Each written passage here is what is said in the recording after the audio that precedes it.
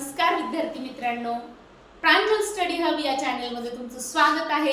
मुलांना आपण भाग 1 मध्ये अंश आणि छेद कशा पद्धतीने वाचन आणि लेखन करायचं हे पाहिलं आहे। अगदी त्याच पद्धतीने अतिशय सोप्या पद्धतीने आज आपण पाहणार आहोत अंशाधिक अपूर्णांक आणि छेदाधिक अपूर्णांक।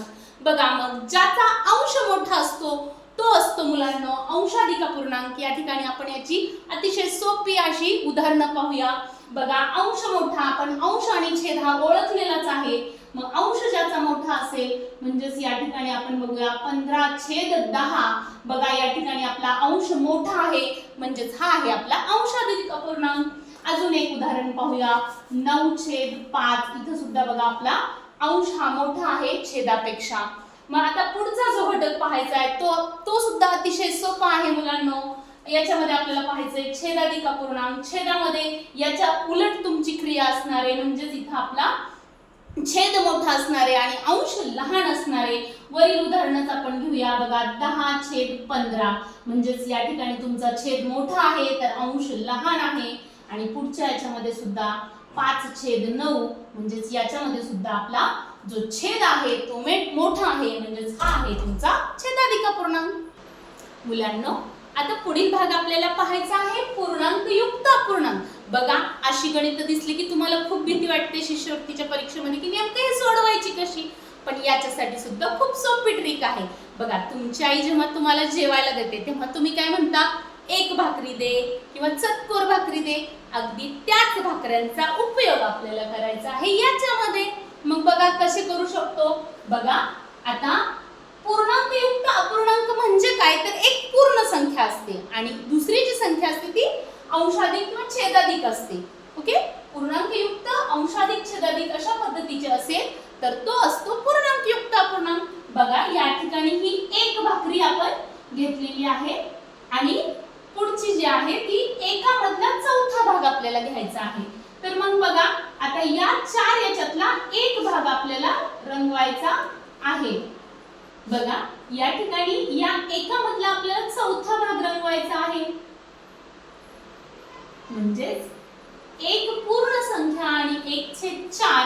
आता याचं वाचन तुम्ही दोन पद्धतीने करू शकता। एक वाचन असे की 1.1/4 आणि दुसरे वाचन असे की सव्वा। कधी कधी परीक्षेत असं विचारलं जातं की सव्वा म्हणजे किती, तर 1.1/4 म्हणजेच असतो सव्वा।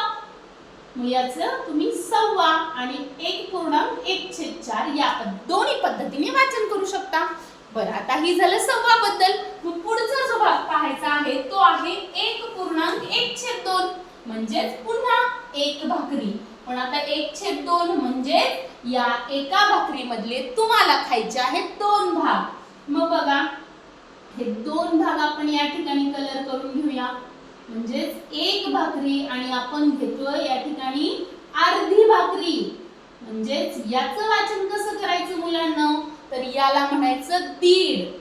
बघा किती सोपा घटक आहे। त्यानंतर पुढील भागामध्ये आपल्याला पाहायचं की बाबा, आता या ठिकाणी एक तर भाकरी आहे परंतु तुम्हाला खायचे आहेत या दुसऱ्या भाकरी मधले 3 भाग, म्हणजे 1.3/4। मग बघा, आपण 3 भाग या भाकरी मधले रंगवूया।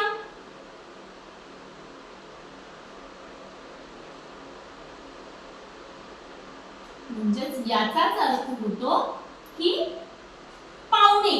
याला कसं वाचन करायचं आपण, 2.5 होतील, कारण की आता आपण काय करतोय, एक भाकरी आणि 3/4 म्हणजे 2.5 भाकरी आपल्याकडे होतील।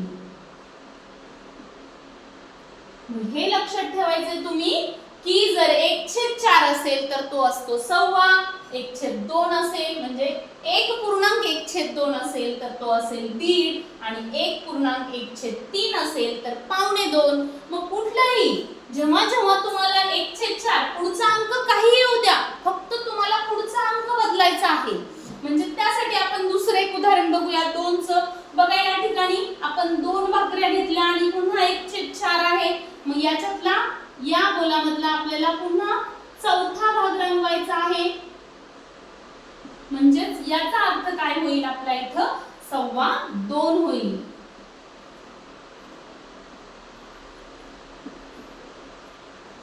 बघा, पूर्णांकयुक्त अपूर्णांक ही कन्सेप्ट तुम्हाला कशी वाटली, तुम्हाला ही कन्सेप्ट समजली की नाही ते नक्कीच आमच्या चॅनलवरती कमेंट करून सांगा.